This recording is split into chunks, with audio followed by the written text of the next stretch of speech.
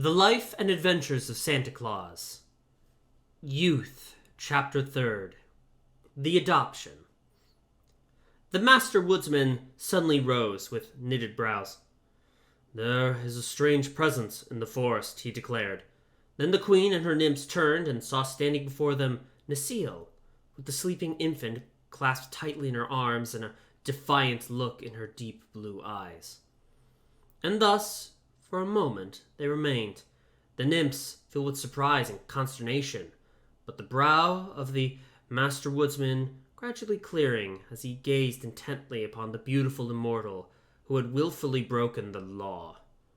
Then the great Ak, to the wonder of all, laid his hand softly upon Necile's flowing locks and kissed her on her fair forehead.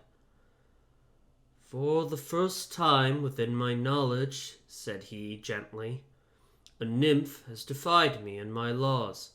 Yet in my heart I can find no word of chiding. What is your desire, Necile?" "Let me keep the child," she answered, beginning to tremble and falling on her knees in supplication. "Here, in the forest of Berzy, where the human race has never yet penetrated?" questioned Ak. "Here, in the forest of Berzy," replied the nymph boldly. "It is my home, and I am weary for lack of occupation. Let me care for the babe. See how weak and helpless it is. Surely it cannot harm Berzy, nor the Master Woodsman of the world."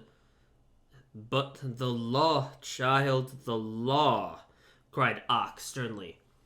"The law is made by the Master Woodsman," returned Necile. "If he bids me care for the babe he himself has saved from death, who in all the world would dare oppose me?" Queen Zerlil, who has listened intently to this conversation, clasped her pretty hands gleefully at the nymph's answer.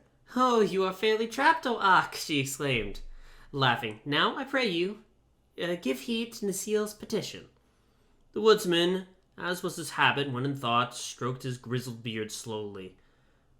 Then he said, "She shall keep the babe, and I will give it my protection.